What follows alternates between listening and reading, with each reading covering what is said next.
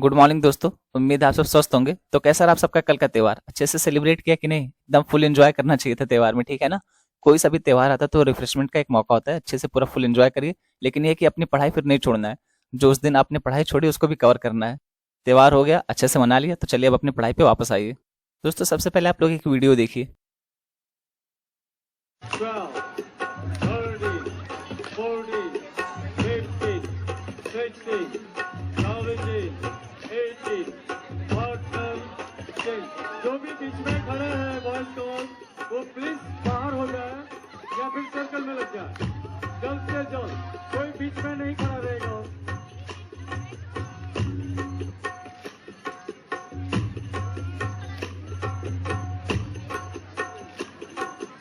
दोस्तों ये लोग गरबा खेल रहे हैं तो वायरल क्यों हो गए? वायरल इसलिए हो गए क्योंकि इनकी कॉस्ट्यूम देखिए। इन्होंने घोस्ट की कॉस्ट्यूम पहन रखी है और फिर गरबा खेल रहे हैं, तो ये सोशल मीडिया पे बहुत तेजी से वायरल हो रहा था। दोस्तों इस तरीके की प्रथा ना पश्चिमी देशों में है, जहाँ पे हैलोवीन करके एक फेस्टिवल मनाया जाता है। तो इस हैलोवीन फेस्टिवल में ये लोग घोस्ट के कॉस्ट्यूम पहनते हैं, अलग अलग तरीके के घोस्ट के कॉस्ट्यूम पहनेंगे, यानी कि भूतों के कॉस्ट्यूम पहनेंगे। जैसे मूवी में दिखाया जाता है कि भूत ऐसे कपड़े पहनते हैं, भूत वैसे कपड़े पहनते हैं। तो ऐसे लोग कपड़े पहन के फिर उसको सेलिब्रेट करते हैं। कितना अच्छा मौका है ना कि अगर किसी को डराना हो, किसी से बदला लेना हो, तो घोस्ट के कॉस्ट्यूम पहनो उसको पीट के भाग जाओ। तो दोस्तों यहाँ पे ये एक हमारे इंडिया का ही है। तो इन लोगों ने इनकी ड्रेस देखिए, जैसे इनकी ड्रेस है, इसकी वजह से ये लोग वायरल हो गए। ये गरबा खेल रहे थे, यही है सर, हेलोवीन गरबा। तो जब सोशल मीडिया पे वायरल हुआ तो अलग अलग तरीके की प्रतिक्रिया भाई, कुछ लोग तो इसके मजे ले रहे थे कि भैया जब आपका मूड ना हो गरबा में जाने का और जबरदस्ती आपके दोस्त लेके जाए तो फिर ऐसी हरकत होती है।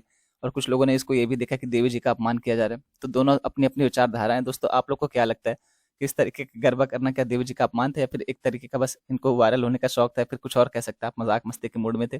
कुछ भी आप लोग का क्या विचार है? अगर चाहे तो कमेंट बॉक्स में कमेंट करके बता सकते हैं। चलिए बढ़ते हैं अपने लेक्चर की तरफ। दोस्तों यहाँ पे आपका रहा उदाहरण, आप देख सकते हैं, स्वास्थ्य मनुष्य का सबसे बड़ा आशीर्वाद है। ये किसने कहा है? तो ये हिप्पोक्रेटस ने कहा है। ये रहा आपका UPSC mains PIQ 2023 GS third का क्वेश्चन। बात करें भारत में भूमि सुधार के उद्देश्यों एवं उपायों को बताइए। आर्थिक मापदंडों के अंतर्गत भूमि जोत पर भूमि सीमा नीति को कैसे एक प्रभावी सुधार माना जा सकता है, इसकी विवेचना कीजिए। तो दोस्तों आप इस टॉपिक को देखना, कभी भी आप पीवाईक्यू उठा के देखिए मेंस का। जो भारत में भूमि सुधार का टॉपिक है वो बहुत ही इंपॉर्टेंट टॉपिक है, मतलब लगातार इससे क्वेश्चन पूछे जा रहे हैं। तो एक बार आप इसको अच्छे से तैयार कर लीजिए, क्योंकि ये तो एक तरीके का स्टैटिक पोर्सन है ना, कि जो भारत में भूमि सुधार हुआ था उसके बारे में बताइए। तो एक तरीके का स्टैटिक पोर्सन हो गया, इसमें बहुत ज्यादा ऐड करने की जरूरत आपको पड़ेगी नहीं। एक बार इसको अच्छे से आप लोग तैयार कर लीजिए, तो आपको कई सारे एग्जाम में काम आने वाला है और कई बार काम आएगा। आप इसको एक बार पीवाईक्यू उठा के तो देखिए सही। मेंस का आप एक बार पीवाईक्यू उठाइए, आपको अपने आप पता चल जाएगा कि टॉपिक कितना इंपॉर्टेंट है। तो इसको अच्छे से लिखिएगा, अटेम्प्ट करिएगा अच्छे से, क्योंकि ये पीवाईक्यू और पीवाईक्यू सॉल्व किए बिना आपको एग्जाम में नहीं बैठना है, समझे ना? बाकी ये कुछ न्यूज़ है, थोड़ा सा जान लेते हैं इसके बारे में। बात करिए भूटान से चाइना बात करेगा, ताकि जो सीमा विवाद है उसको सुलझाया जा सके। भैया हमसे तो बात करते हैं, जब भी हम बात करते हैं तब तो निकल लेते हो। हमारे साथ तो सीमा सुलझाने, तो भूटान के साथ क्या सीमा सुलझाओगे? दोस्तों आपको चाइना की एक बदतमीजी बताता हूँ। मान लीजिए ये बॉर्डर हो गया, ठीक है, इस तरफ चाइना हो गया, इस तरफ इंडिया हो गया, या फिर किसी भी कंट्री को आप मान सकते हो जो भी इसका पड़ोसी है। अब ये क्या करता है चाइना, तो यहाँ वाला क्षेत्र कब्जा कर लेगा। पहले यहाँ पे अपने कुछ लोग को लाके बसाएगा, 2 लोग 4 लोग 6 लोग, फिर इस तरीके से धीरे धीरे करके पूरा गांव बसा देगा। फिर क्या करेगा, फिर यहाँ पे एक क्षेत्र आपका कैप्चर कर लेगा, फिर यहाँ पे भी इसी तरीके से 2 लोग 4 लोग 6 लोग कर करके पूरा गांव बसा देगा।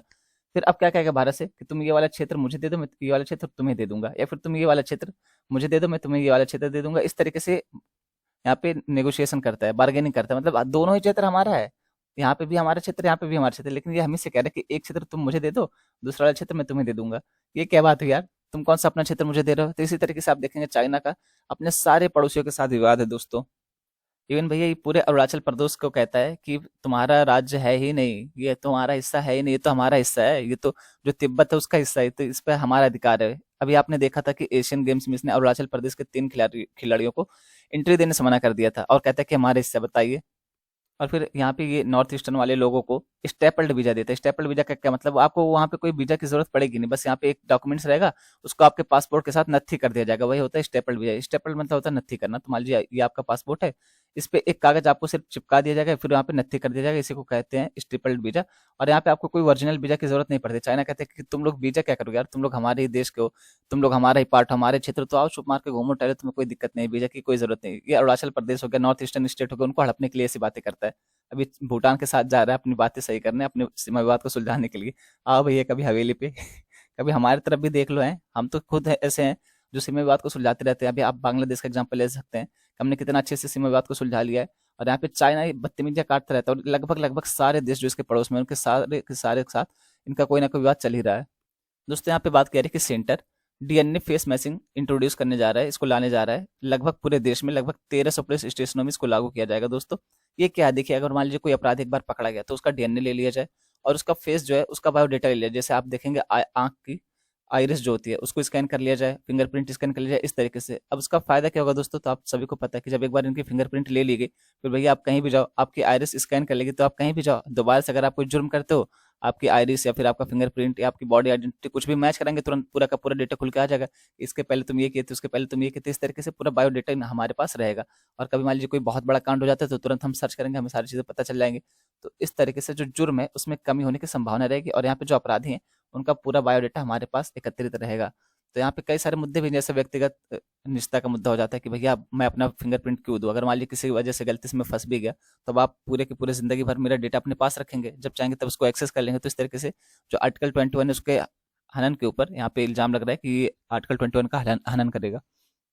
बाकी अब इतनी बड़ी बात हो गई तो भैया एडिटोरियल में आएगा ही, आज नहीं तो कल, नहीं तो परसों, मतलब 2-4 दिन में इसके ऊपर कोई ना कोई एडिटोरियल जरूर आएगा। तो उसके तब हम अच्छे से पूरा डिटेल्स में डिस्कस कर लेंगे। अभी सिर्फ ये न्यूज के रूप में आया तो इतना जानिए कि क्या करने जा रहा है सेंटर, बस डीएनए फेस मैचिंग इंट्रोड्यूस करने जा रहा है सेंटर।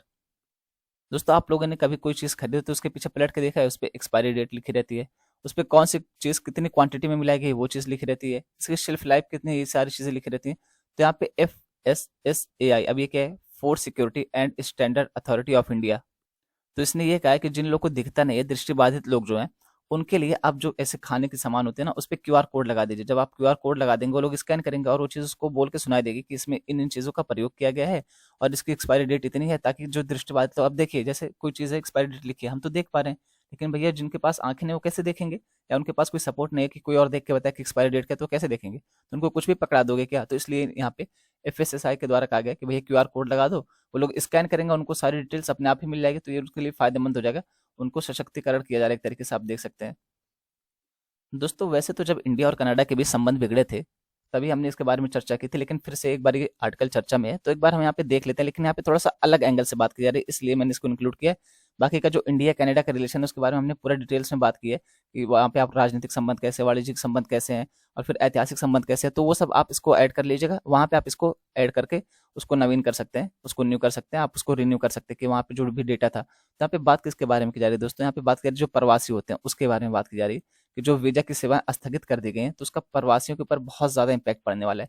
तो इसी से रिलेटेड कुछ डेटा दिए गए इस आर्टिकल में। अब क्योंकि डेटा है तो आप लोग को थोड़ा सा बोरिंग लगेगा, तो आप लोग को थोड़ा सा मन लगा के सुनना पड़ेगा और ध्यान से सुनना पड़ेगा, और कम से कम 1 से 2 बार 3 बार आप सुनिए, उसके बाद पीडीएफ देखिए, अपने आप ये डेटा आपको याद हो जाएगा। और देखिए डेटा को याद करने का कोई और तरीका नहीं भी है, उसको आप जितना बार देखेंगे उतना ज्यादा आपका क्लियर होता जाएगा। और बिना डेटा के आंसर राइटिंग आप समझ सकते हैं कि बिना नमक के सब्जी, इतना समझ लीजिए, इतनी इंपॉर्टेंस है, ठीक है, कोई फायदा नहीं उसका, फिर एकदम बेकार रहते, कितना भी अच्छा आपने बनाया, कुछ भी आपने डाल दिया हो, लेकिन अगर नमक ही नहीं उसमें तो फिर दिक्कत हो जाती है। तो बिना डेटा के अगर आप आंसर राइटिंग करते हैं तो समझ लीजिए कि आपका आंसर की ज़्यादा वैल्यू नहीं मिलेगी, 1 नंबर 1.5 नंबर इस तरीके से दे देंगे, वही बहुत हो जाएगा, ठीक है। चलिए देखते हैं इस लेख के महत्वपूर्ण बिंदुओं के बारे में। जैसे यहाँ पे बात करें कि कनाडा में बहुत सारे भारतीय लोग रहते हैं, इनमें से कुछ निवेशक हैं, कुछ उद्योगपति हैं, कुछ कुशल कर्मचारी, कुछ ज्ञान पेशेवर हैं, इस तरीके से बहुत सारे लोग कनाडा में बस गए हैं। कुछ लोग तो वहाँ पे अस्थायी रूप से रहते हैं और कुछ लोग अस्थायी रूप से रहते हैं, वही सारी बातें यहाँ पे बताई जा रही हैं। जैसे आप देखेंगे कि पंजाब आप लोग को भी समझ आएगा ना कि पंजाब वाले कनाडा जाते हैं, तो भैया आधा पंजाब तो वहीं पे बसता है कनाडा में। तो वही बात यहाँ पे भी बताने की कोशिश की गई कि कनाडा में भारत के बहुत सारे लोग रहते हैं, जिसमें उद्योगपति हो गए, निवेशक हो गए, कुशल कर्मचारी हो गए, इस तरीके से ज्ञान पेशेवर हो गए, बहुत सारे लोग प्रोफेशनल हो गए, ये सारे लोग यहाँ पे कनाडा में रहते हैं। अब यहाँ पे आपको कुछ डेटा, कुछ आंकड़ा दिया गया, जैसे बात की जा रही है कनाडा की जनगणना 2011 के अनुसार देश में भारतीय मूल के 1.86 मिलियन से अधिक लोग रहते हैं। अब कनाडा में जो 2021 में जनगणना हुई थी उसके अनुसार कनाडा में भारतीय मूल के 1.86 मिलियन से अधिक लोग रहते हैं, यानी देश के 36.99 मिलियन आबादी का लगभग 5% आबादी भारतीय है कनाडा में, और 32 मिलियन मजबूत वैश्विक भारतीय प्रवासी का 5.8% है, यानी कि जो भी भारतीय प्रवासी हैं टोटल उसका 5.8% कहाँ पे रहते हैं, कनाडा में रहते हैं। अप्रवासन शरणार्थी और नागरिकता कनाडा के आंकड़ों के अनुसार 2022 में अंतरराष्ट्रीय छात्रों को 5,49,260 कुल अध्ययन परमिट में से 2,25,940 या लगभग 40% से अधिक भारतीयों को जारी किए गए थे। यानी कि जो भी स्टूडेंट हैं उसमें से लगभग 40% वीजा ऐसे थे जो भारतीय स्टूडेंट को जारी किए गए थे कनाडा के द्वारा। अभी टोटल वीजा कितना जारी किया गया था, तो 5,49,260 था, जिसमें से 2,25,940 वीजा भारतीयों को जारी किया गया था। अब आप सोच के देखिए कितना बड़ा डेटा है, 40% स्टूडेंट यहाँ पे इंडियन गए थे उस टाइम। अब इतनी बड़ी संख्या है, उसके अलावा भारत के लोग वहाँ पे अस्थायी रूप से रहते हैं और कुछ लोग अस्थायी रूप से आते जाते रहते हैं। अब भैया जिनके घर वाले रहते हैं तो वो मिलने भी तो आते जाते रहेंगे ना, ऐसा थोड़ा ना कि अगर रिश्तेदार वहाँ पे रहे तो कोई जाएगा ही नहीं, तो रिश्ता ही खत्म कर देगा। तो इसके लिए जो प्रवासन है और जो प्रवासी है, प्रवासी क्या होता है दोस्तों आप सभी को पता है, इतनी छोटी सी टर्म बताने की जरूरत नहीं है। अगर फिर भी किसी को नहीं समझ आ रहा तो भैया कमेंट कर देना, फिर ईमेल आईडी पे ईमेल कर देना, मैं बता दूंगा। मतलब अगर इतनी छोटी छोटी चीजें बताने चलेंगे तो लेक्चर 2 घंटे का हो जाएगा दोस्तों। तो अब यहाँ पे भारतीय प्रवासी रहते हैं कनाडा में, और कनाडा के भी कुछ लोग भारत में रहते होंगे, ऐसा तो है नहीं कि सिर्फ भारत के लोग कनाडा में रहते हैं, कनाडा के लोग भारत में एक भी नहीं रहते होंगे। तो भैया रहते तो होंगे ही। तो वही बात यहाँ पे कह रहे हैं कि इनकी सुरक्षा की जिम्मेदारी किसकी है, इनकी सुरक्षा के ऊपर भी तो ध्यान देना है, इनकी प्राइवेसी के ऊपर ध्यान देना, इनके रहन सहन के स्तर के ऊपर ध्यान देना, ये सारी चीजें देखनी है। तो इसी से संबंधित एक बात कह रहे हैं कि प्रवासन पर वैश्विक समझौता। तो ये जो प्रवासन होता है इस पर वैश्विक समझौता क्या है उसके बारे में बात की जा रही है, ताकि जो प्रवासी होते हैं उनकी सुरक्षा को ध्यान में रखा जा सके, और इनके खाद्य उत्पादन हो गए, इन सारी चीजों को मतलब इनके ऊपर पूरी तरीके से ध्यान दिया जा सके, इनकी सेफ्टी सिक्योरिटी इन सारी चीज़ों के ऊपर ध्यान दिया जा सके, इनका रोजगार जो है, और फिर ये अन्य देश में जा रहे हैं तो उनके साथ कैसे ट्रीट किया जाएगा, इनको अवैध प्रवासी के रूप में ना ट्रीट किया जाए और प्रवासी के रूप में ट्रीट किया जाए, इनके पास वीजा है, पासपोर्ट है, और क्या क्या संधि है दोनों देशों के बीच में। तो इस तरीके से यहाँ पे हम उसके बारे में जानने की कोशिश करते हैं। कनाडा और भारत ने केवल राष्ट्रमंडल के सदस्य हैं, बल्कि सुरक्षित, व्यवस्थित और नियमित प्रवासन समझौते के लिए ग्लोबल कॉम्पैक्ट के हस्ताक्षरकर्ता भी हैं, जिसे दिसंबर 2018 में मराकेश मोरक्को में प्रवासन पर एक अंतर सरकारी सम्मेलन में अपनाया गया था। तो ये दोनों देश आप देखेंगे राष्ट्रमंडल के सदस्य भी हैं। उसके अलावा ये बात कह रहे हैं कि ग्लोबल कॉम्पैक्ट जो है इसको 2018 में हस्ताक्षरित किया गया था। किस लिए था? तो ये प्रवासन पर अंतर्राष्ट्रीय, फिर आप कह सकते हैं वैश्विक समझौता। ये 3 साल का परिणाम वैश्विक विकास एजेंडे में प्रवासन को शामिल करने के लिए नागरिक समाज द्वारा लंबी बातचीत, अन्यथा संयुक्त राष्ट्र के प्रत्येक सदस्य द्वारा विशेष संप्रभुता की बारीकी से रक्षा और ध्वजांकित की गई प्रचारित धारणा से प्रेरित यह सतत विकास लक्ष्यों की एक ऐतिहासिक अगली कड़ी है। ये किसके बारे में बात करें तो ये जो समझौता हुआ था, ये इसके बारे में ये बात कही जा रही है कि जो एसडीजी है इसको अचीव करने में एक अगला कड़ी है, ये एक अगला कदम है। अब यहाँ पे बात की जा रही है कि जो ग्लोबल कॉम्पैक्ट है इसमें टोटल 23 उद्देश्य हैं, लेकिन इसमें उद्देश्य संख्या 19 उल्लेखनीय है। ये क्या बात करती है? तो ये कहती है उद्देश्य संख्या 19 की प्रवासियों और प्रवासी लोगों के लिए सभी देश में सतत विकास में पूर्ण योगदान देने के लिए परिस्थितियां बनाना है। यानी कि जो भी देश इसका हस्ताक्षर करते हैं इनको ये करना है, जो भी प्रवासी आते हैं उनके सतत विकास के ऊपर ध्यान देना है। ये उद्देश्य संख्या 19 कहता है ग्लोबल कॉम्पैक्ट का। उसके अलावा बात करें कि भारत में जो भी रेमिटेंस आता है, धन प्रेषण होता है, यानी कि जैसे अब मानिए प्रवासी लोग हैं, अब ये बाहर गए तो पैसा कमाएंगे तो अपने घर वालों को तो भेजेंगे ही ना भैया, और किसके लिए कमा रहे, तो वही उसी के बारे में बात कर रही है कि जो भी बाहर से धन आता है तो उसमें सबसे पहला स्थान किसका आता है? तो ये पश्चिम एशिया, ये खाड़ी देशों का आता है, यहाँ से सबसे ज्यादा पैसा आता है हमारे पास। कनाडा जैसे विकसित देशों में पीआर, अब पीआर का पूरा नाम क्या है? तो पब्लिक रिलेशन, यानी कि लोक संबंध, और प्रवासी सदस्य दोनों देशों में निवेश के स्रोत है। 2022 में भारत कनाडा का 10वां सबसे बड़ा द्विपक्षीय व्यापार भागीदार $13.7 बिलियन से अधिक था। $5.3 बिलियन तक के निर्यात के साथ कनाडा भारत का 9वां सबसे बड़ा भागीदार था। इसी तरह भारत से आने वाले पर्यटक कनाडा के चौथे सबसे बड़े अंतर्राष्ट्रीय हवाई यात्रा का बाजार शामिल करते हैं। यानी कि जो भी लोग कनाडा में हवाई जहाज के माध्यम से जाते हैं, एरोप्लेन के माध्यम से जाते हैं, उसमें चौथा स्थान किसका है? भारत का है। चौथा सबसे अधिक भारत ऐसा देश है जहाँ पे सबसे ज्यादा लोग जाते हैं यहाँ पे कनाडा में हवाई यात्रा के माध्यम से। उसके अलावा बात करें कि इसमें कई व्यापारी और निवेशक कनाडा में भारतीय प्रवासी के सदस्य, यानी कि कनाडा में भारतीय प्रवासी के तरीके से रहते हैं, फिर अपना काम करते फिर चले आते हैं। 2021 में भारत आने वाले कनाडाई लोगों ने $93 मिलियन खर्च किए, और भारत से 89,500 से अधिक पर्यटकों ने कनाडा में $3.4 बिलियन खर्च किए, जो किसी भी एक देश के सबसे अधिक है। अब यहाँ पे बात ये की जा रही है कि जो भारत के द्वारा कनाडा में खर्च किया गया पैसा है वो किसी भी एक देश के द्वारा खर्च किया गया सबसे अधिक पैसा, यानी कि भारतीय लोग कनाडा में सबसे ज्यादा पैसा खर्च करते हैं। पर्यटकों की बात की जा रही है, कनाडा से आने वाले मिलियन में खर्च कर रहे हैं और यहाँ से कनाडा जाने वाले बिलियन में खर्च कर रहे हैं। तो आप देख सकते हैं कि हम लोग कितने अमीर हैं। 2022 में कनाडा और भारत द्विपक्षीय उड़ानों की संख्या पर प्रतिबंध हटाने पर सहमत हुए, जो पहले प्रति सप्ताह 35 तक सीमित, यानी कि पहले एक सप्ताह में 35 से ज्यादा फ्लाइटें नहीं उड़ सकती थी दोनों देशों के बीच में। लेकिन 2022 में ये दोनों देश सहमत हो गए कि भैया 35 फ्लाइट की सीमा को हटा दो, और यहाँ पे संबंध ज्यादा अच्छे हो चुके हैं। तो अब हम लोग क्या करते हैं, 35 फ्लाइट जो एक सप्ताह में मैक्सिमम उड़ सकती है इसको हटा देते हैं, और फिर जितना भी जरूरत पड़ेगी उस हिसाब से हम लोग फ्लाइट मैनेज कर लेंगे। अब 35 से बढ़ करके चाहे वो 50 हो सकती है, जरूरत के अनुसार से 60 हो सकती है, किसी भी तरीके से जितना भी संख्या होगी वो हम देख लेंगे। यहाँ पे 35 की जो भी लिमिट है उसको हटा दीजिए। उसके अलावा यहाँ पे बात की जा रही है कि अब यहाँ पे आप देखेंगे ऑफिशियली वीजा जारी नहीं किया जा रहा दोनों देशों को, क्योंकि आप सभी को पता है कि इस समय में क्या चल रहा है कनाडा और इंडिया के बीच। हमने डिस्कस भी किया था इसके बारे में बहुत ही डिटेल्स में। अब यहाँ पे बात की जा रही है कि इतिहास और माफी। अब इतिहास से क्या मतलब दोस्तों, आपने सुना होगा इतिहास में एक इवेंट हुआ था, एक घटना हुई थी जिसको कहते हैं कामागाटा मारू प्रकरण। तो उसी के बारे में यहाँ पे बात की जा रही है। उसी को लेकर के कनाडा के प्रधानमंत्री ने 2014 में माफी मांगी थी ऑफिशियली रूप से। तो वो कनाडा का कहना ये था कि भैया देखिए, हमारी संस्कृति ऐसी नहीं रही है कि अगर कोई हमारे यहाँ पे आता है तो हम उसको वापस भेज दें या उसके साथ बदतमीजी करें।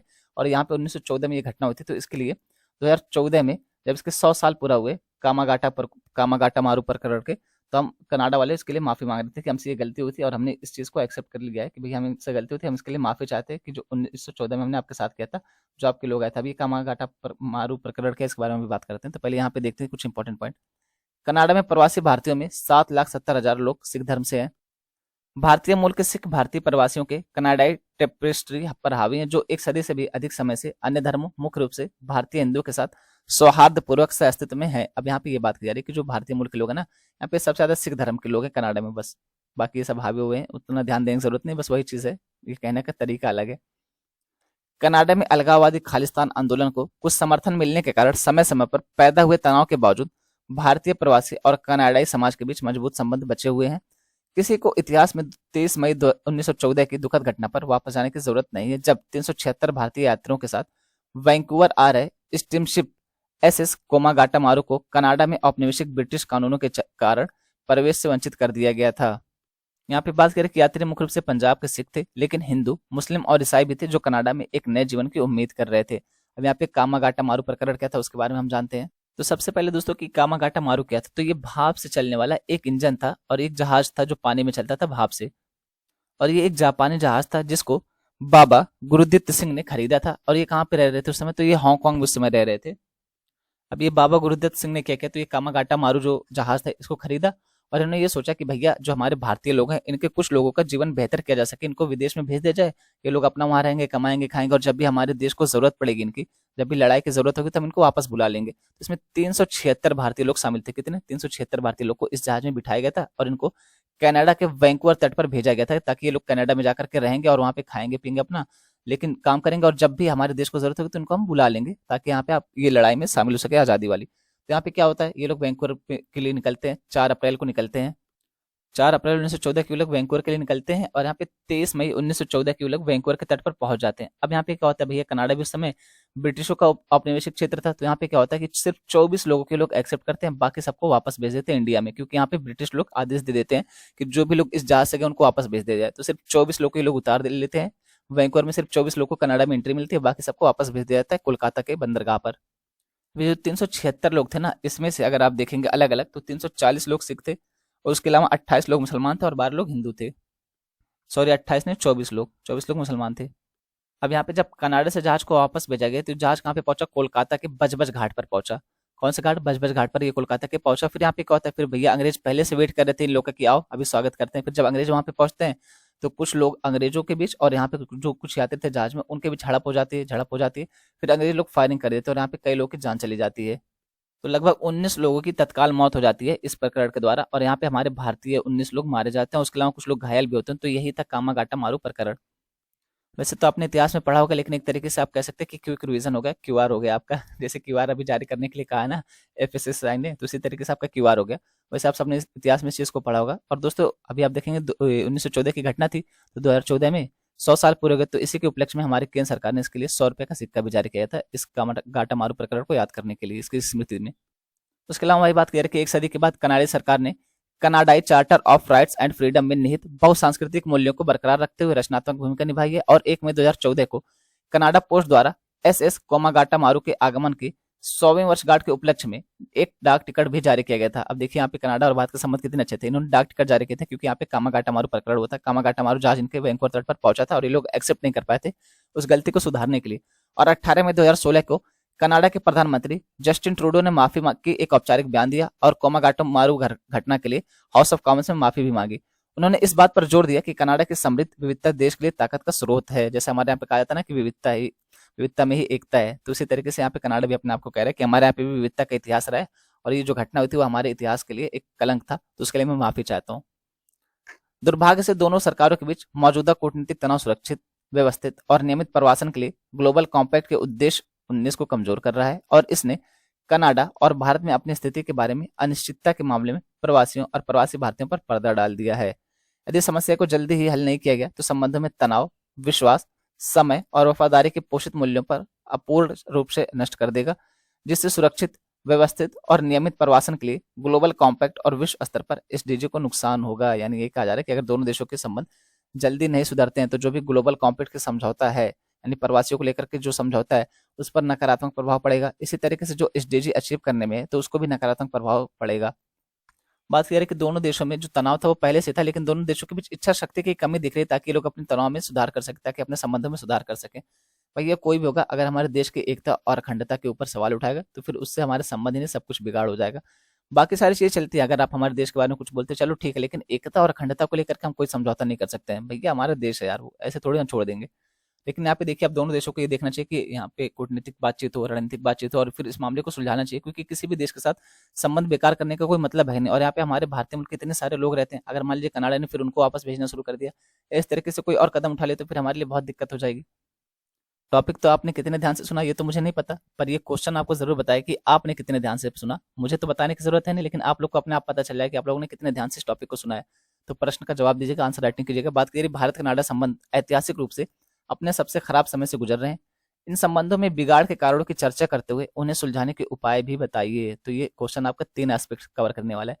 पहला एस्पेक्ट ये है आपका कि भैया जो कनाडा और इंडिया का संबंध है वो खराब क्यों हुआ। दूसरा एस्पेक्ट ये कि इनके संबंधों के बारे में विस्तार से बताना आपको। तीसरा एस्पेक्ट ये कि इनको सुलझाया कैसे जाए। तो ये 3 एस्पेक्ट है आपके जिसको इसमें कवर करना है। उम्मीद है दोस्तों आपको आर्टिकल समझ आएगा, अच्छा लगा होगा और फिर आपको इस तरीके से क्वेश्चन जो मिलता है आप उसकी प्रैक्टिस भी करते होंगे। क्योंकि टॉपिक बनाना तो फिर भी इजी है दोस्तों, लेक्चर बनाना फिर भी, लेकिन जो क्वेश्चन बनाना होता है ना वो थोड़ा सा मुश्किल हो जाता है। क्योंकि आपको पता है भैया वनडे एग्जाम तो नहीं कि कुछ भी उठा के लिख दो भैया क्वेश्चन बन गया। यूपीएससी का लेवल भी तो मैच कराना है यार, तो यूपीएससी के लेवल का क्वेश्चन बनाना इजी बात थोड़ी ना है।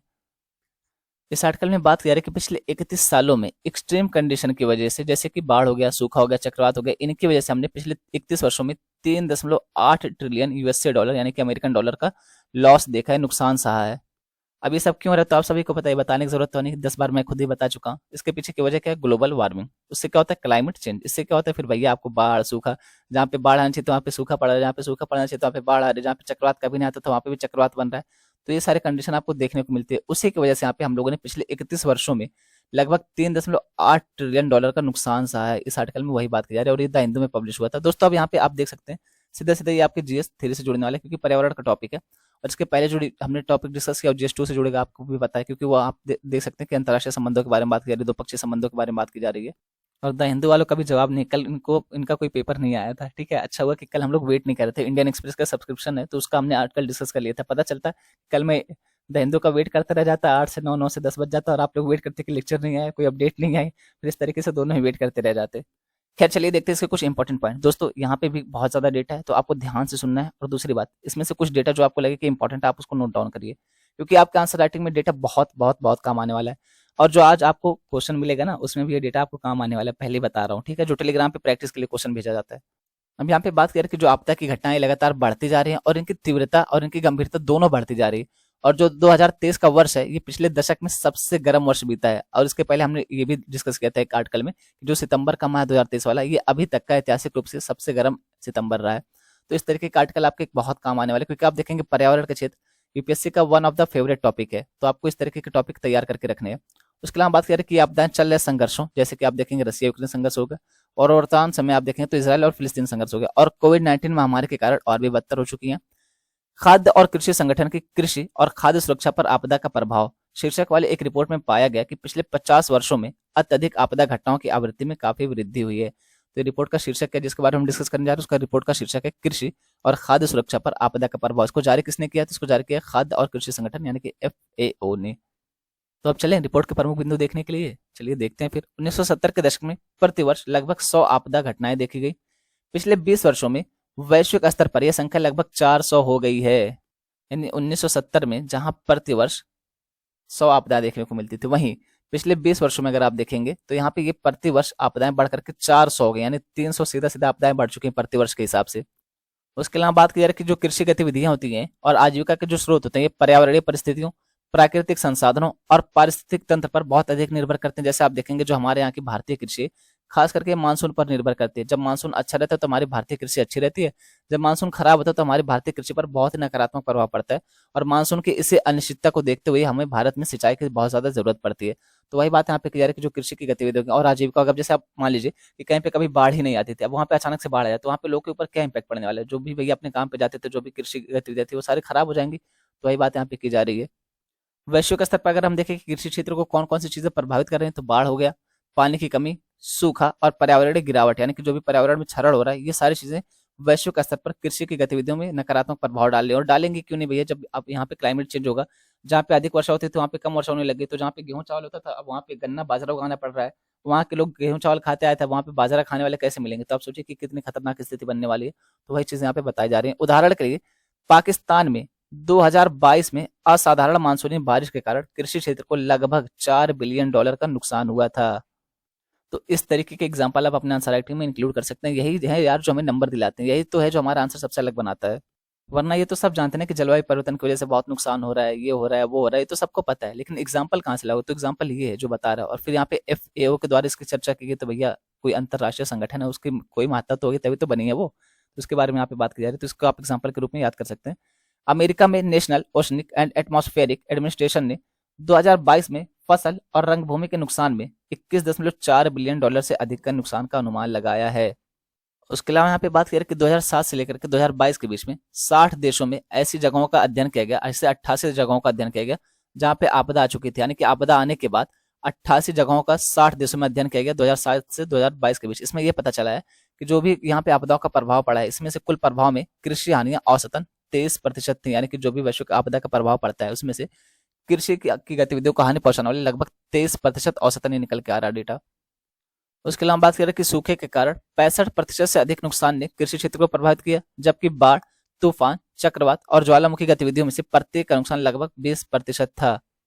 अब यहाँ पे दो डिस्क्लेमर भी लगाए गए। पहले ये कहा गया कि उपलब्ध डेटा सीमित है और मुख्य रूप से कम आय वाले देशों और प्रमुख चरम घटनाओं पर केंद्रित है। और यहाँ पे दूसरा डिस्क्लेमर ये कि हालांकि हानि और क्षति पर डेटा व्यवस्थित रूप से एकत्र या रिपोर्ट नहीं किया जाता है। इस अंतर को संबोधित करने के लिए रिपोर्ट ने फसल और पशुधन उत्पादन पर विशेष ध्यान देने के साथ कृषि पर आपदाओं के प्रभाव को मापने के लिए EMDAT और FAO स्टार्ट उत्पादन जैसे डेटा जैसे माध्यमिक डेटा स्रोतों का उपयोग किया है। निष्कर्षों से संकेत मिलता है कि उन उपक्षेत्रों में अनुमानित घाटा पिछले 3 दशकों में धीरे धीरे बढ़ रहा है। पिछले 31 वर्षों में चरम घटनाओं से कुल हानि लगभग 3.8 ट्रिलियन थी, जो प्रतिवर्ष औसतन लगभग $123 बिलियन थी। इसका आंकड़ा आप यहाँ से लगाए कि जो भी हमारे भारत की GDP ना वर्तमान समय ये लगभग 3.30 के आसपास है। यानी कि ये $3.30 ट्रिलियन हमारी भारत की GDP है। और यहाँ पे नुकसान कितना हो रहा है, तो $3.8 ट्रिलियन का हमने नुकसान देख लिया। तो भैया ये कितना बड़ा डेटा हो सकता है, आप सोच के देखिए कि एक देश की GDP से भी बड़ा ये डेटा है, और जो कि दुनिया की 5वीं सबसे बड़ी अर्थव्यवस्था है। उसके अलावा बात करें कि प्रमुख फसल और पशुधन उत्पाद समूह में घाटे में वृद्धि की प्रवृत्ति देखी गई है। पिछले 3 दशकों में अनाज में सालाना औसतन 69 मिलियन टन का नुकसान होने का अनुमान है। चीनी फसलों के साथ साथ फलों और सब्जियों में हर साल औसतन 40 मिलियन टन का नुकसान होता है। मांस, डेयरी उत्पादों और अंडों में प्रतिवर्ष 16 मिलियन टन का अनुमानित नुकसान हुआ है। 1991 से लेकर के 2021 तक क्षेत्रों में कुल नुकसान का वितरण प्रत्येक क्षेत्र के भौगोलिक आकार को भी दर्शाता है। एशिया को आर्थिक नुकसान का सबसे बड़ा हिस्सा लगभग 45% झेलना पड़ा। यानी कि जो भी नुकसान हुआ है इसका सबसे ज्यादा कहाँ पे हो, तो ये एशिया में हुआ है। जबकि अफ्रीका, यूरोप और अमेरिका ने समान परिमाण का प्रदर्शन किया। यानी कि यहाँ पे लगभग एक समान तरीके से कुछ 19-20 करके हुआ है। यहाँ पे 19-20 का मतलब है कि कमो बेश, 19-20 का मतलब ये नहीं कि 19% और 20%। ठीक है, 19-20 जैसे हमारे यहाँ पे आम लैंग्वेज में कहा जाता है कि अरे 19-20 होगा कुछ, इसका मतलब ये था कि थोड़ा बहुत कम ज्यादा करके लगभग समान होगा। तो वही बात यहाँ पे बताई जा रही है। कभी मैं 19-20 कहूँ तो आप 19-20% मत समझ लेना। 19-20 का मतलब ये होता है, एक मुहावरे के तरीके से यूज किया जाता है कि भैया 19-20 होगा। इसका ये मतलब है कि थोड़ा बहुत कम ज्यादा करके दोनों समान ही होंगे, कोई बहुत ज्यादा डिफरेंस नहीं होगा। बात की जा रही है कि ओशिनिया में सबसे कम कुल नुकसान हुआ है। पूर्ण रूप से उच्च आय वाले देशों, निम्न मध्यम आय वाले देशों और उच्च मध्यम आय वाले देशों ने उच्च नुकसान की सूचना दी, जबकि निम्न आय वाले देशों और छोटे द्वीपीय विकासशील राज्यों ने निम्न स्तर का अनुभव किया है। हालांकि जब कृषि मूल्य वर्धित के सापेक्ष घाटे पर विचार किया गया तो कम आय वाले देशों को औसतन उच्च मध्यम आय वाले देशों की तुलना में 2 गुने से भी अधिक का नुकसान हुआ है। यानी अब भैया किसी की GDP 2 बिलियन है, अब इनके यहाँ पे 1 बिलियन का नुकसान हो गया तो सीधा सीधा 50% हो गया। लेकिन किसी की GDP 5 ट्रिलियन है और इनके यहाँ पे 2 बिलियन का नुकसान होता है, तब भी इनका यहाँ पे आप देखें प्रतिशत कम रहेगा। तो वही बात यहाँ पे की जा रही है। अब आपने बार-बार देखा होगा ब्रैकेट में चार्ट 3, चार्ट 4, चार्ट 5 इस तरीके से लिखा गया है ना, तो आपको लग रहा होगा यार सर लिखे और दिखा नहीं रहे हो। तो चलिए भैया देख भी लो। चार्ट नंबर 1 यहाँ पे है, चार्ट नंबर 2 यहाँ पे इसलिए लिख दिया है ताकि आप लोग आसानी से समझ सकें चार्ट को, क्योंकि कुछ बच्चे ऐसे होते हैं जिनको भी चार्ट नहीं समझ आ रहा है, जिन्होंने स्टार्टिंग ही की है। तो भैया उनको भी तो ध्यान में रखना है। और यहाँ पे आप ये जो कलर होता है ना, सबसे पहले इसको देखा करिए। यहाँ पे देखिए बात की जा रही है क्लाइमेटोलॉजिकल की, जियोफिजिकल की, हाइड्रोलॉजिकल, मेट्रोलॉजिकल।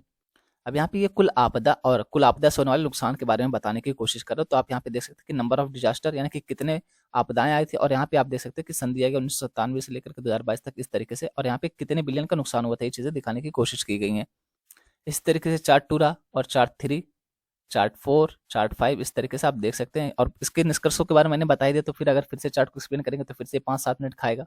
तो चार्ट के माध्यम से अगर आप समझ पाते हैं और अगर आप अपने आंसर राइटिंग में चार्ट बना पाते हैं, ग्राफ बना पाते हैं, तो भैया वन ऑफ द बेस्ट चीज़ है ये। आज कौन सा दिन है यार, हम लोग घोस्ट घोस्ट घोस्ट कर रहे हैं। एक तो हमने हेलेवियन त्योहार के बारे में देखा, हेलेवियन फेस्टिवल। अब यहाँ पे घोस्ट पार्टिकल के बारे में बात की जा रही है। देखिए कुछ जगह मैंने इसको घोस्ट पार्टिकल लिखा है, इसी को न्यूट्रिनो भी कहा जाता है, और कुछ जगह मैंने इसको भूतकड़ लिख दिया, ताकि अगर कभी हिंदी में भूतकड़ लिख करके आ जाए तो आप ये ना सोचें कि भैया भूतकड़ क्या है। इसी को एक्चुअली इसका अच्छा नाम ना ये घोस्ट पार्टिकल ही है, लेकिन आपको पता है कि इंडियन समाज का ये कल्चर रहा है कि हर चीज को हिंदी करना है, चाहे उसकी हिंदी हो चाहे ना जबरदस्ती करना है। अब यहाँ पे क्या कर दिया, तो घोस्ट का भूत कर दिया गया और पार्टिकल का कड़ कर दिया गया, तो भूतकड़। अब इस तरीके से यहाँ पे भूतकड़ भी, तो इसलिए मैंने दोनों टर्म लिख दिए ताकि आपको कंफ्यूजन ना हो।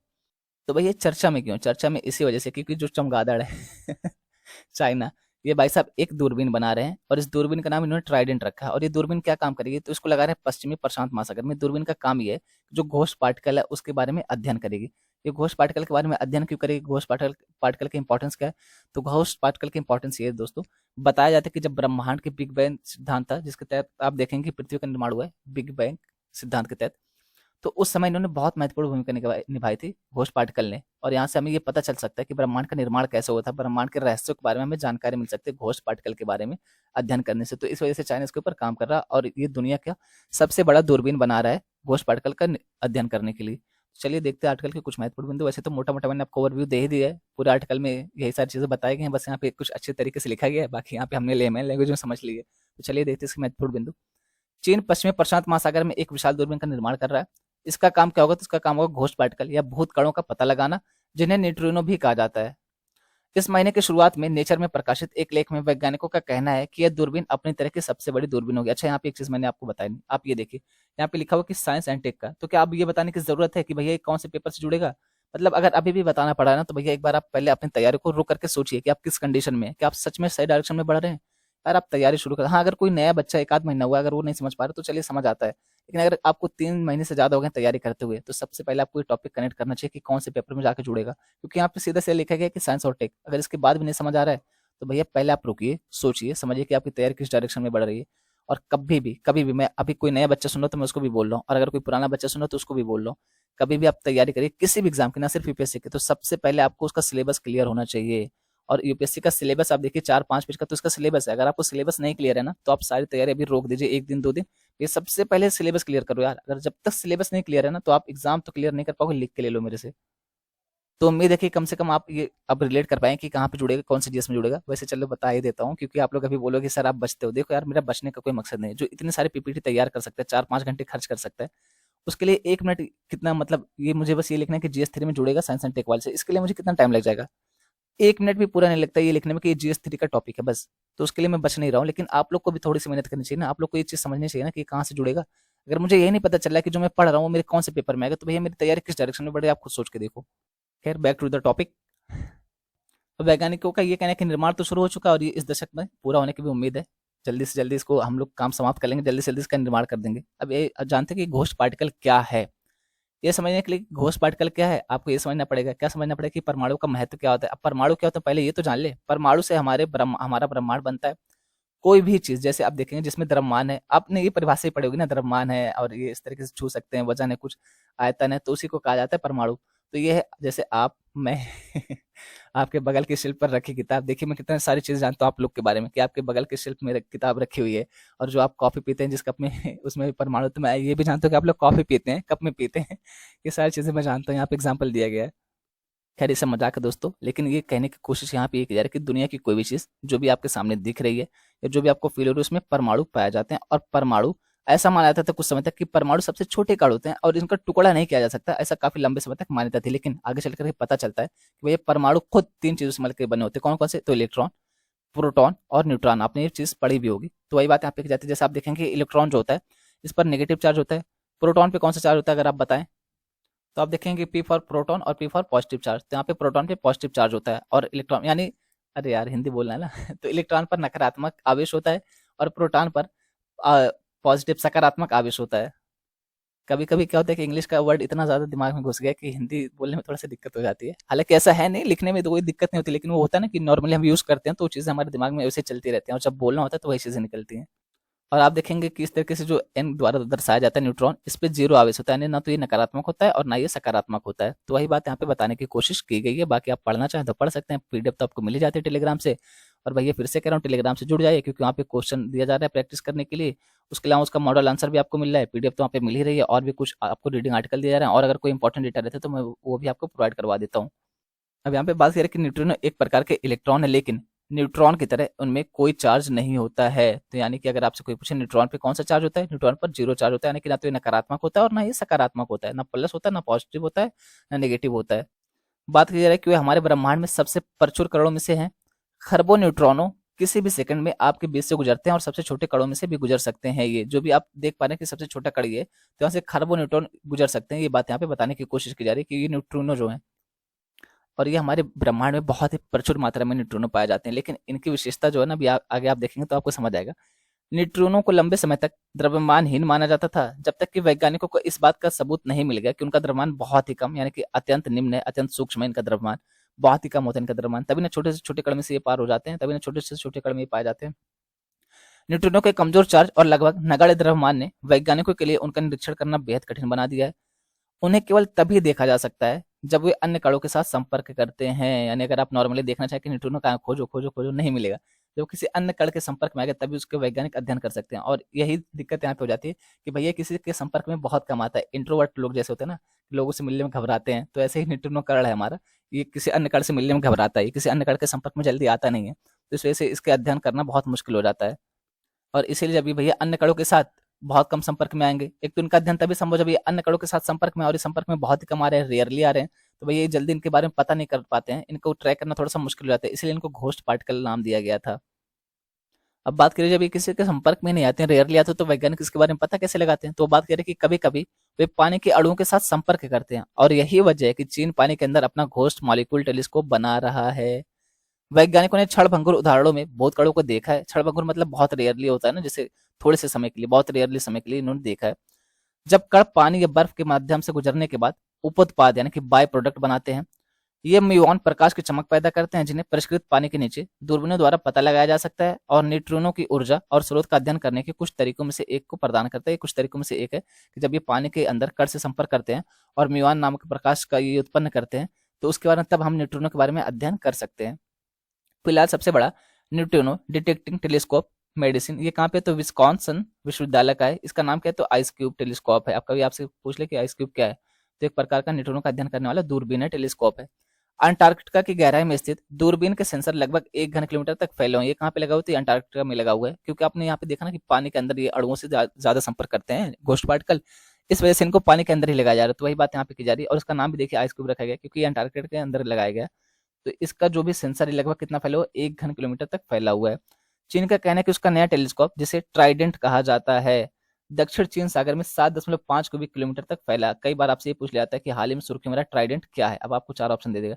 एक सबसे बड़ा त्रिशूल है, प्राचीन काल से प्राप्त हुआ है, या फिर इस तरीके से कि कोई रैंसमवेयर है, मालवेयर है, कोई इस तरीके से आपको देगा कि कोई जैविक चीज है अभी हाल ही में खोजी गई है, और यहाँ पे एक टेलीस्कोप है। तो इस तरीके से आपको यहाँ पे ध्यान रखना है कि एक टेलीस्कोप है जो न्यूट्रिनो का अध्ययन करेगा। वैज्ञानिकों का कहना है कि इसका आकार इसे अधिक न्यूट्रिनो का पता लगाने और मौजूदा पानी के नीचे दूरबीनों की तुलना में 10,000 गुना अधिक संवेदनशील बनाने की अनुमति देगा। अब यहाँ पे बात करें कि भूतकालों का पता लगाना मायने क्यों रखता है, ये आवश्यक क्यों रहता है, तो भैया ये भौतिकी के नियमों का उल्लंघन करते हैं। मतलब ये लोग ऐसे हैं कि जो नियमों को, कानून को फॉलो नहीं करते कि चलो निकलो बे, हम अपने हिसाब से रहेंगे, उस तरीके की कंडीशन में लोग रहते हैं। और वैज्ञानिक वास्तव में नहीं जानते हैं कि बड़े पैमाने पर प्रचुर मात्रा में मौजूद न्यूट्रिनो इस तरह से कार्य क्यों करते हैं। भैया क्यों ये लोग भौतिक के नियमों का पालन नहीं करते हैं, यह स्पष्ट नहीं है कि कण कहाँ से आते हैं।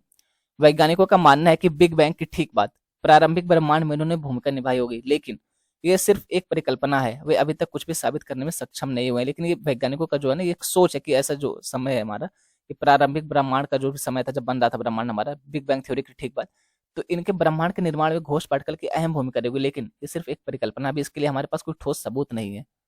लग रहा है यार सर्दी हो गई, गले में खराश से दर्द कर रहा है पूरा। मान्यता है कि न्यूट्रॉनों की अच्छी समझ कई वैज्ञानिक रहस्यों को सुलझाने में मदद करेगी। जैसे रहस्यमय ब्रह्मांडीय किरणों की उत्पत्ति होगी जिसमें न्यूट्रॉनो शामिल होते हैं। शोधकर्ताओं का मानना है कि न्यूट्रॉनों के स्रोत को समझने से उन्हें ब्रह्मांडीय किरणों की उत्पत्ति की व्याख्या करने में मदद मिलेगी, जिसे वैज्ञानिक सदियों से करने की कोशिश कर रहे हैं। इस बात के प्रमाण है कि हमारे ब्रह्मांड की उत्पत्ति को समझने के लिए न्यूट्रिनो आवश्यक हैं, तो इसी के लिए इतनी सारी मेहनतें की जा रही हैं।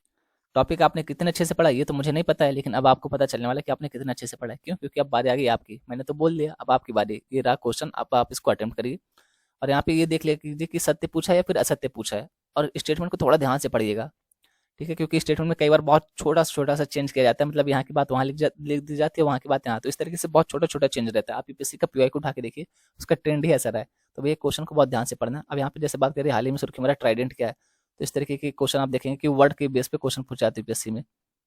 दोस्तों ये सब आपको दिख रहा है, ये सब क्या है? ये बोर्ड हो गया, और यहाँ पे आप देख सकते हैं कि नूडल्स बॉयल कटोरा है, और यहाँ पे इस तरीके से हैंड पंप, ये वो ये तो डस्टबिन है भैया, लैपटॉप है, ये सारी चीजें मैं दिखा क्यों रहा हूँ। और यहाँ पे एक चीज और आप देखिएगा, यहाँ पे भी मैंने नहीं लिखा है कि कौन से जीएस के पेपर से जुड़ेगा, तो यहाँ पे आप देख सकते हैं कि लिखा है पॉलिटिक्स, सीधा सीधा। अब आपको इतना रिलेट हो जाना चाहिए कि कौन से पेपर से जुड़ने वाला है ये चीज। और यहाँ पे सीधा सीधा यार बात की जा रही है कि जो चुनाव प्रतीक होते हैं ना, उसका आवंटन कैसे किया जाता है, उसके आवंटन के लिए कौन जिम्मेदार है, और अगर विवाद की स्थिति बन जाती है तब कैसे उसका निर्णय किया जाता है, इस सारी चीजें इस आर्टिकल में हम जानने वाले हैं। तो अब आपको समझ आ जाना चाहिए कि कौन से जीएस में जुड़ने वाला है ये, क्योंकि इतना तो क्लियर हो जाना चाहिए, इतना बताने के बाद सिलेबस इतना तो क्लियर होगा आप लोग का। अब अगर कोई कह रहा है कि नहीं नहीं मेरा सिलेबस क्लियर नहीं, तो पहले क्लियर कर लो, ठीक है, फिर पढ़ाई आगे करना, क्योंकि अगर सिलेबस क्लियर नहीं है तो फिर पढ़ाई करने का कोई मतलब भी नहीं। खैर बिना टाइम वेस्ट करिए, चलिए देखते हैं आगे आर्टिकल में क्या बात की जा रही है। तो यहाँ पे बात यही की जा रही है कि जो चुनाव प्रतीक होते हैं इसका आवंटन कैसे किया जाता है, और ये फिर चर्चा में क्या हो गया, तो चर्चा में इसी वजह से आ गया है दोस्तों।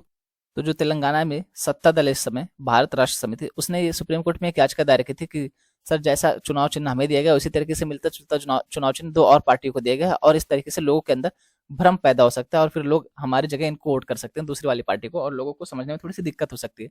ऐसी प्ली दायर की गई थी कि हमारे चुनाव चिन्ह को चेंज करवा दीजिए, फिर उनके चुनाव चिन्ह को चेंज करवा दीजिए। तो सुप्रीम कोर्ट ने क्या कहा, अच्छा यहाँ पे जो स्टेटमेंट यूज की गई थी ना वो मुझे बहुत अच्छी लगी, मतलब उस स्टेटमेंट को पढ़ के मुझे हंसी आ रही थी। जनरली ये लिखा होता है कि सुप्रीम कोर्ट ने प्ली को रिजेक्ट कर दिया, यानी कि जो याचिका होती है उसको खारिज कर दिया, लेकिन इस स्टेटमेंट में लिखा था supreme court refuses to entertain, मतलब यहाँ पे ये लिखा था supreme court refuses to entertain, यानी कि इसने सुप्रीम कोर्ट ने इनका मनोरंजन करने से मना कर दिया है। ये स्टेटमेंट पढ़ के मुझे अच्छा लगा कि सही बात है यार, यहाँ पे क्या चल रहा है, दुनिया में इतने सारे इंपॉर्टेंट पॉइंट्स हैं, हमारे देश में इतने सारे इंपॉर्टेंट केस पेंडिंग पड़े, तुमको चुनाव प्रतीक के लेकर के पड़ी हुई है तुम, मतलब। और यहाँ पे किस बेस पे दायर की गई थी प्ली, तो दायर इस बेस पे की गई थी, इनका कहना था, जो ये पार्टी थी सत्तारूढ़, इनका ये कहना था कि जो जनता है भैया वो भ्रमित हो सकती, तो सुप्रीम कोर्ट ने ये कहा कि सिर्फ तुम ही समझदार पैदा हुए हो, मतलब बाकी सारी जनता जो मतदाता है जो तुम्हें चुन के यहाँ पे मुख्यमंत्री बना रही है, तुम्हें चुन के सांसद बना रही है, विधानसभा का सदस्य बना रही है, एमएलए एमपी बना रही है, वो जनता बेवकूफ है, तुम एक समझदार पैदा हुए हो। इस तरीके से सुप्रीम कोर्ट, मतलब इस तरीके से नहीं डांटा, लेकिन सुप्रीम कोर्ट के कहने का मतलब यही था। सुप्रीम कोर्ट ने ये कहा कि जो मतदाता हैं उनको आप बेवकूफ ना समझिए, वो इतना अंतर कर सकती है, ठीक है, आप जाइए अपना काम करिए, और यहाँ पे बहुत सारे इंपॉर्टेंट केस है, हमको उस पर काम करने दीजिए, फालतू का टाइम लॉस मत करिए। तो चलिए हम देखते हैं इस चर्चा में, क्यों तो मैंने बता ही दिया, बाकी यहाँ पे आप पढ़ लीजिए अगर आपको मन करता है बहुत ज्यादा पढ़ने का। वैसे तो आर्टिकल भेजता हूँ, पता नहीं आप पढ़ते भी हैं कि नहीं, लेकिन अगर पढ़ने का बहुत मन है तो पढ़ लीजिएगा, बाकी मैंने आपको बता ही दिया है।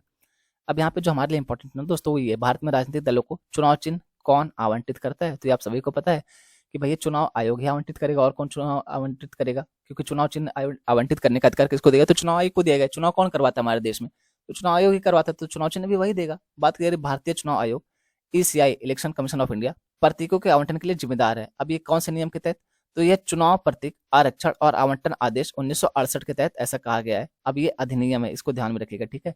इस अधिनियम के तहत ये कहा गया है कि जो चुनाव आयोग है हमारे भारत का, यही चुनाव चिन्हों को देगा पार्टियों को। प्रतीक या तो आरक्षित हो सकते हैं, जिसका अर्थ है कि वे किसी मान्यता प्राप्त राजनीतिक दल, जैसे आप देखेंगे बीजेपी का लोटस हो गया, कांग्रेस का आप देखेंगे हैंड हो गया, तो इस तरीके से कुछ जो राजनीतिक स्तर पर मान्यता प्राप्त दल हैं उनके जो आरक्षण उनके प्रतीक जो है वो आरक्षित है, मतलब उनको किसी और पार्टी को, किसी और स्थानीय लोग को नहीं दिया जा सकता, वो उनके लिए फिक्स कर दिए गए हैं। और कुछ प्रतीक जो होते हैं वो फ्री होते हैं, मुक्त होते हैं। अब इनका क्या होता है, जैसे आप देखेंगे चुनाव वाइज ये बदलते रहते हैं। आप अपने ग्राम प्रधान का चुनाव देखिए, सभासद का चुनाव देखिए, तो इसमें क्या जो भी मिलता रहता है, कभी सभासद को बस मिल गया, कभी किसी को किताब मिल गई, कभी किसी को छाता मिल गया, इस तरीके की चीजें मिलती रहती, तो बदलता रहता है, किसी के लिए फिक्स नहीं कर दिया गया। लेकिन जैसे आप देखेंगे कभी किसी को लोटस नहीं दिया जाता होगा आपके प्रधानी में जो रहता है, क्योंकि वहां पे ये लोटस जो हो गया और फिर हैंड जो हो गया, ये सारी चीजें फिक्स कर दी गई हैं। जैसे आप देखेंगे आम आदमी पार्टी का जो झाड़ू है, इस तरीके से फिक्स कर दिया गया।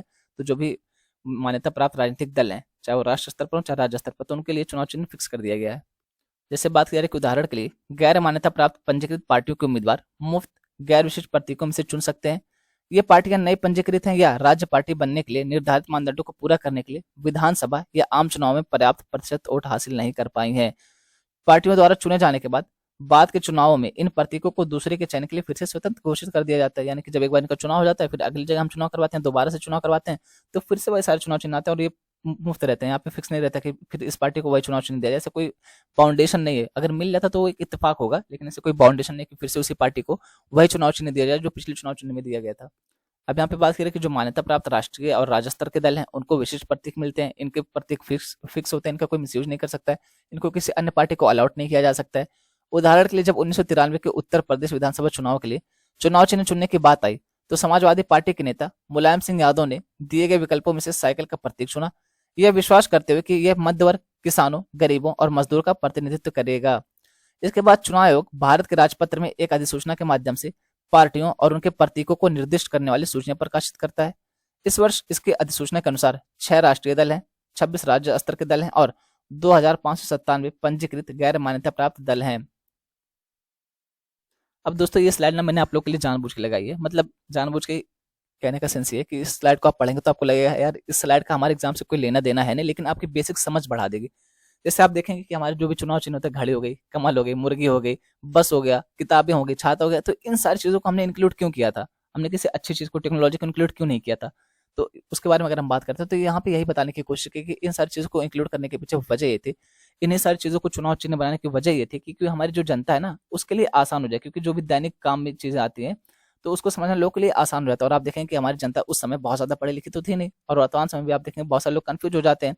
जैसे अभी अगर किसी को कह दिया कि लैपटॉप और माइक्रो कंप्यूटर में क्या फर्क है, तो बहुत सारे लोग को नहीं पता है। अब यहाँ पे अगर लैपटॉप और माइक्रो कंप्यूटर और कंप्यूटर 3 चुनाव चिन्ह दिए जाए तो लोग कंफ्यूज हो ही जाएंगे। तो इसलिए चुनाव चिन्हों को ऐसे रखा गया कि लोग कंफ्यूज ना हो, लोग आसानी से समझ सके। इसलिए यहाँ पे ऐसी ऐसी चीजें रखेगी जो हमारे दैनिक काम आती है, जैसे साइकिल हो गई, हाथी घोड़ा हो गया, ये सब पहचान में आता है। लेकिन मेरे ख्याल से घोड़ा अभी चुनाव चिन्ह में है नहीं। लेकिन हाथी आप देखेंगे कि जो हमारे बीएसपी की पार्टी है, बहुजन समाज पार्टी, उसमें इनका प्रतीक है। इस तरीके से झाड़ू हो गया, छाता हो गया, इन सारी चीजों को इसीलिए इंक्लूड किया गया था ताकि जो हमारी आम जनता है वो समझ सके आसानी से, वो कंफ्यूज ना हो। बस इतनी सी बात है, बाकी आप पढ़ लीजिएगा इसको एक दफा, आपको क्लियर हो जाएगा। यहाँ पे एक नाम दिया है कि दिवंगत MS सेठी, तो इस नाम को याद रखिएगा। इन्होंने सितंबर 1992 में एशियाई से सेवानिवृत्त हुए थे, यानी रिटायर हुए थे इससे। तो इनकी एक समिति के सदस्य थे, इनकी अध्यक्षता में ये सारी चीजें देखी गई थी कि कौन कौन से चुनाव चिन्ह बनाए जा सकते हैं। तो यहाँ पे 100 रेखा चित्रों का एक सेट प्रकाशित किया गया था। अब उन्हीं से चुनाव होता रहता है, उन्हीं से चुनाव चिन्ह बढ़ते रहते हैं। बात करें कि 1968 के आदेश चुनाव आयोग को राजनीतिक दलों की मान्यता के लिए संसदीय और विधानसभा चुनावों में प्रतीकों के विनिर्देश, आरक्षण, विकल्प और आवंटन प्रदान करने का आदेश देता है। यानी चुनाव आयोग जो भी यहाँ पे राज्य स्तर पर और राष्ट्रीय स्तर पर मान्यता प्राप्त दल है उनको तो दे देगा चुनाव चिन्ह, लेकिन जो गैर मान्यता प्राप्त राजनीतिक दल है उनका क्या प्रावधान है? तो उनको भी चुनाव चिन्ह देता है। सूचना ऐसे, सॉरी सूचना कह रहा हूँ, यहाँ पे एक पत्र देगा और यहाँ पे ये रहेगा चुनाव चिन्ह। यहाँ पे 10 चुनाव चिन्हों को आपको वरीयता क्रम में भरना है। जैसे आप मान लीजिए कि किसी को दिया गया ए नाम की कोई पॉलिटिकल पार्टी है, अब इनको एक पत्र दिया जाएगा, एक आप कह सकते हैं पेज दिया जाएगा जिसपे यहाँ पे चुनाव चिन्ह लिखे रहेंगे। अब यहाँ पे इनको 10 तक का क्रम देना है कि अगर पहले मुझे ये चाहिए, अगर ये नहीं मिलता तो फिर मुझे ये चाहिए, फिर मुझे ये नहीं मिलता तो फिर ये चाहिए। जैसे आप मान लीजिए कि पहले पे इन्होंने झाड़ू रख दिया, अगर इनको झाड़ू नहीं मिलता तो ये कहते हैं कि मुझे किताब चाहिए, अगर इनको लगता है कि किताब नहीं मिली तो मुझे फिर लैपटॉप चाहिए। इस तरीके से इनको वरीयता क्रम सेट करना, तो ये 10 तक का सेट कर सकते हैं, यानी टोटल 10 क्रम दे सकते हैं। जैसे आप देखेंगे राष्ट्रपति का जो चुनाव होता है तो उसमें भी 3-4 कैंडिडेट जब खड़े होते हैं तो उसमें भी वरीयता क्रम देना होता है कि अगर ये नहीं तो फिर ये, पहले नंबर पर मेरे लिए है, दूसरे नंबर पर वो है। तो इस तरीके से यहाँ पे 10 तक का वरीयता क्रम देना होता है, यानी कि प्रायोरिटी देनी होती है कि अगर ये मिल जाए तो सबसे बेहतर है, अगर ये नहीं मिलता तो चलो इसी से काम चला लेंगे, अगर वो नहीं मिलता तो चलो उसी से काम चला लेंगे, इस तरीके का। जैसे एक होता है ना कि बहुत तेज से भूख लगी यार, मस्त सा खाना मिलता तो मजा आ जाता है, लेकिन जब मस्त सा खाना नहीं मिल रहा है, चलो यार दाल चावल से ही काम चला लेंगे, दाल चावल भी नहीं, चलो यार अच्छा चटनी से ही काम चला लेंगे, अच्छा वो भी नहीं तो चलो लाओ बिस्किट ही दे दो, कुछ भी दे दो, बस भूख मिटनी चाहिए। तो इसी तरीके से यहाँ पे है कि 10 तक का वरीयता क्रम सेट कर देते हैं। अगर ये नहीं मिला तो वो दे दो, वो नहीं मिला तो वो दे दो, कुछ भी, क्योंकि चुनाव तो लड़ना ही है। तो वही बात यहाँ पे की जा रही है। उसके अलावा दोस्तों यहाँ पे ये वाला पॉइंट थोड़ा सा इंपॉर्टेंट है, इसको ध्यान से सुनिएगा, शायद मेरे ख्याल से आप में से कुछ लोग का भी ये चीज़ पता नहीं होगी। जो ये पॉइंट है यहाँ पे बात की जा रही, आदेश में यह भी कहा गया है कि कोई पार्टी यदि चाहे तो अपने उम्मीदवारों को आवंटन के लिए वरीयता क्रम में नाम और स्पष्ट डिजाइन और प्रतीक के चित्र के साथ अपनी पसंद के 3 नए प्रतीकों का भी प्रस्ताव कर सकती है। जिसे आयोग यदि उसकी राय में ऐसे प्रतीक आवंटित करने में कोई आपत्ति नहीं है तो वह अपने सामान्य प्रतीक के रूप में आवंटन पर विचार कर सकता है। देखिए, मान लीजिए आयोग ने आपको एक लिस्ट दी जिसमें, एक सेकंड यहाँ पे समझिए आप, मान लीजिए आयोग ने आपको एक लिस्ट दी, अब इसमें आपको बहुत सारे चुनाव चिन्ह दिए गए हैं, ठीक है। अब यहाँ पे मान लीजिए 50 तक चुनाव चिन्ह दिए गए। अब आपको क्या करना है कि 1 से लेकर के 10 तक वरीयता क्रम भरना है। किसी को भी आप भर सकते हैं, जरूरी नहीं कि मतलब क्रम से हो, किसी को भी आप लिख सकते हैं कि 1 नंबर ये रहा और 2 नंबर ये रहा, मुझे ये चाहिए, अगर ये नहीं मिलता तो फिर ये चाहिए, ठीक है। तो ये चीज़ अलग हो गई। अब दूसरा पॉइंट, तो यहाँ पे ये बात करें कि जो गैर मान्यता प्राप्त राजनीतिक दल है, क्योंकि जो मान्यता प्राप्त है उनका तो फिक्स हो चुका है, लेकिन जो गैर मान्यता प्राप्त है तो उनको भी ये अवसर दिया जाता है कि अगर तुम चाहते हो भैया तो तुम 3 ऐसे चुनाव चिन्ह बता सकते हो जो चुनाव चिन्ह चुनाव आयोग की लिस्ट में नहीं है। तो तुम ऐसे 3 चुनाव चिन्ह को बनाओ, उसका रेखाचित्र स्पष्ट करो और हमें लाके सबमिट करो, और अगर हमें लगता है कि तुमको ये दिया जा सकता है तो हम तुमको आवंटित कर देंगे। यानी कि जो भी गैर मान्यता प्राप्त राजनीतिक दल है उनको अपनी इच्छा के अनुसार मैक्सिमम 3 चुनाव चिन्ह को यहाँ पे सबमिट करने की इजाजत दी गई है, ताकि वो लोग अपने हिसाब से चुनाव चिन्ह अगर लेना चाहते हो तो मिल जाए। और लेकिन यहाँ पे कुछ बाउंडेशन भी लगाई गई, जैसे बाउंडेशन कहते हैं यहाँ पे कोई धार्मिक चिन्ह नहीं होना चाहिए, कोई इस तरीके का प्रतीक नहीं होना चाहिए जो हमारे समाज की हारमोनी बिगाड़े, जो हमारे समाज की समरसता को बिगाड़े, इस तरीके का चुनाव चिन्ह नहीं होना चाहिए। तो यहाँ पे जो गैर मान्यता प्राप्त राजनीतिक दल है उनको अपनी पसंद का 3 मैक्सिमम 3 चुनाव चिन्ह चुनाव आयोग को सबमिट करने का आदेश दिया गया है, यानी कि वो कर सकते हैं। तो वही बात यहाँ पे बताई गई है। पार्टियों द्वारा प्रस्तावित प्रतीकों का मौजूदा आरक्षित प्रतीकों या मुक्त प्रतीकों या किसी धार्मिक या सांप्रदायिक अर्थ से कोई समानता नहीं होना चाहिए, या किसी पक्षी या जानवर को चित्रित नहीं करना चाहिए। जो यहाँ पे 3 प्रतीक की बात की जा रही है, तो वही बात यहाँ पे बताई मैंने आपको कि इसको धर्म या संप्रदाय को टारगेट करके नहीं होना चाहिए। दूसरी बात, इसमें कोशिश करनी चाहिए कि किसी पक्षी या जानवर को चित्रित ना किया जाए, क्योंकि फिर वही हो जाता है ना कि वहाँ पे उनका दुष्प्रचार होने लगता है। तो ये चुनाव आयोग इसके लिए मना करता है। उसके अलावा बात करें कि जब कोई मान्यता प्राप्त राजनीतिक दल विभाजित होता है तो चुनाव आयोग चुनाव चिन्ह देने का निर्णय लेता है। उदाहरण के लिए 1952 के पहले चुनाव में कांग्रेस पार्टी का चुनाव चिन्ह बैलों के जोड़े थे। पिछले कुछ वर्षों में पार्टी के विभाजन के बाद हाथ का वर्तमान प्रतीक अंततः पार्टी के पास चला गया। अभी हाल ही में चुनाव आयोग ने शिवसेना के एकनाथ शिंदे गुट को पार्टी के पारंपरिक धनुष और तीर प्रतीक को बरकरार रखने की अनुमति दी, जबकि उद्धव ठाकरे गुट को एक जलती हुई मशाल आवंटित किया। अच्छा, यहाँ पे उद्धव हो गए तो ये उद्धव हो गए, ये ऑटो करेक्ट कर लेता है यार अपने से, ठीक है। नहीं नहीं, सही लिखा, उद्धव ठाकरे गुट को एक जलती हुई मशाल आवंटित की, सही लिखा। गुटों ने त्रिशूल और गदा की मांग की थी, जिसे धार्मिक अर्थों का हवाला देते हुए अस्वीकार कर दिया गया था, और दोनों गुट ने उगता हुआ सूरज भी इसकी भी मांग की थी, लेकिन आयोग ने डीएमके का चुनाव चिन्ह बताया था इसको। तो यहाँ पे गुटों ने जो भी ये अलग अलग गुट बने थे, एक तो शिंदे गुट बन गया था और एक यहाँ पे देखेंगे ठाकरे गुट बन गया था। उन्होंने कहा था कि हमें भैया त्रिशूल और गदा दिया जाए। तो यहाँ पे चुनाव आयोग ने कहा कि भैया त्रिशूल और गदा इसलिए नहीं दिया जा सकता क्योंकि धार्मिक प्रतीक है। और उसके अलावा इन्होंने फिर कहा कि अच्छा उगता हुआ सूरज दे दो, तो सुप्रीम कोर्ट कह रहे हैं यहाँ पे चुनाव आयोग ने ये कहा कि जो उगता हुआ सूरज है डीएमके का चुनाव चिन्ह, तो इसलिए आपको नहीं दिया जा सकता है। बाकी टॉपिक आपने कितने अच्छे से पढ़ा, क्या पढ़ा, कैसे समझा, उसके बारे में अगर आपको जांच करनी है तो फिर ये रहा, निम्नलिखित में से कितने कथन असत्य हैं, आप इसको देखिएगा। पहले तो यही देखना कि सत्य पूछ रहा है फिर असत्य पूछ रहा है, फिर ये रहा आपका क्वेश्चन आंसर राइटिंग के लिए। हालिया उदाहरणों के माध्यम से भारत में राजनीतिक पार्टियों को चुनाव प्रतीक आवंटित करने के संबंध में भारतीय निर्वाचन आयोग की भूमिका को स्पष्ट कीजिए। तो दोस्तों उम्मीद है कि आपको ये आर्टिकल अच्छा लगा होगा और आज का लेक्चर भी अच्छा लगा होगा। दोस्तों ये एक न्यूज है, इसको मैंने विशेष तौर पर यहाँ पे इंक्लूड किया है। तो आप देखिए, ये एक तो इंडियन एक्सप्रेस में भी ये चीज़ छपी थी और आप ये देखिए कि हिंदू का है, ये दोनों में सेम चीज़ छपी है। तो इसीलिए मैं आपसे कहता हूँ कि कोई सा भी एक न्यूज़पेपर फॉलो करिए, जो भी अच्छी बातें हैं, जो भी इंपॉर्टेंट पॉइंट है, वो सारे न्यूज़पेपर कवर करते हैं। तो आप यहाँ पे देख सकते हो कि द हिंदू का पेपर है और यहाँ पे ये इंडियन एक्सप्रेस का पेपर है। वही बात कह रहा है कि श्रीलंका ने क्या क्या है सॉरी दोस्तों, तो भारत सहित 6 अन्य देशों के लिए श्रीलंका ने कहा कि आप लोग के लिए अगर पर्यटक आते हैं तो इनको फ्री वीजा दिया जाएगा, यानी पर्यटक वीजा के लिए कोई भी चार्ज नहीं लिया जाएगा। वैसा क्यों कहेगा, तो आप सभी समझ सकते हैं, क्योंकि भैया इनकी जो अर्थव्यवस्था इतना ज्यादा संकट में चल रही है और इनकी अर्थव्यवस्था मुख्य रूप से पर्यटन के ऊपर ही डिपेंड है, तो इन्होंने पर्यटन को बढ़ावा देने के लिए कदम उठाया है। अब यहाँ पे आप देशों के नाम देख सकते हैं, जैसे चाइना हो गया, इंडिया, रसिया, थाईलैंड, इंडोनेशिया और मलेशिया, उसके अलावा जापान। तो ये ऐसे देश हैं इनको मार्च 31 2024 तक, यानी 31 मार्च 2024 तक फ्री टूरिस्ट वीजा मिलने वाला है। अगर कोई घूमने जाना चाहता तो घूम के आ जाओ भैया, अभी टाइम है, क्योंकि टूरिस्ट वीजा का पैसा नहीं लगेगा। बाकी वही सारी चीजें यहाँ पे भी लिखी गई हैं दोस्तों, आप देख सकते हैं जो मैंने आपको बताई है। तो यही फर्क है कि थोड़ा सा द हिंदू और इंडियन एक्सप्रेस में, कि द इंडियन एक्सप्रेस कई बार आर्टिकल को थोड़ा सा ज्यादा खींच के लिखता है और थोड़ा सा ज्यादा डिटेल्स देता है। बाकी वहाँ पे भी वही सारी चीजें हैं मिला जुला के कम बेस, जिसको अभी मैंने 19-20 कहा था, तो 19-20 करके वही सेम टू सेम चीजें लिखी होती हैं। बाकी वही सारी चीज़ अगर आप पढ़ना चाहते हो पढ़ सकते हैं। उम्मीद है दोस्तों आज का लेक्चर आपको पसंद आया होगा। अगर पसंद आया तो लाइक शेयर एंड सब्सक्राइब करिए, वही जो भी बोलते हैं करिए, ठीक है। क्योंकि आप लोग का सब्सक्राइब करना, आप लोग का लाइक करना, आप लोग का कमेंट ही है जो यार हमारे जैसे लोग की हिम्मत बढ़ाता है। अगर आपके कमेंट्स आना बंद हो जाए, अगर आप लोग का लाइक्स आना बंद हो जाएगा, अगर आप लोग सब्सक्राइब नहीं करेंगे, तो मैं अपने लिए तो पढ़ा नहीं रहा हूँ ना यार। मतलब मुझे तो थोड़ी ना यहाँ पे आके 4 घंटा 5 घंटा खराब करके इतनी सारी चीज़ें जानना है। ये सारी चीज़ें तो मैं पढ़ता हूँ, मुझे तो समझ आती है। तो ये दोस्तों, आप लोग को अगर अच्छा लगता है, आप लोग का लेक्चर अच्छा लगे, तो आप लोग लाइक कर सकते हैं, या फिर कमेंट बॉक्स में कमेंट भी कर सकते हैं कि सर ये कमी रहेगी। और ज़रूरी नहीं कि लाइक ही करिए, अगर आप लोग को लेक्चर पसंद नहीं आ रहा ना, तो आप डिसलाइक भी करिए। हाँ, वो अलग बात है कि आपको डिसलाइक नहीं दिखाते, लेकिन हमें दिखाता है, जो भी यूट्यूबर है उनको दिखाता है डिसलाइक कितने प्रतिशत लोगों ने डिसलाइक की, चीज़ें वहाँ पे शो करते हैं जब हम डेटा एनालिसिस करते हैं। दोस्तों, आप चाहें तो कमेंट बॉक्स में कमेंट कर सकते हैं। उसके अलावा अगर आपको कोई और अन्य शिकायत, समस्या, सुझाव, तो ये रही ईमेल आईडी, वहाँ पे ईमेल भी कर सकते हैं। लेक्चर अच्छा लगता है तो आप थम्स अप करिए, या जो भी आपको मतलब जैसे भी आप चाहें तो आप चेयर अप कर सकते हैं, आप बता सकते हैं, क्योंकि आप लोग का बताना ही, आप लोग का फीडबैक ही हमारे लिए मोटिवेशन का सोर्स होता है।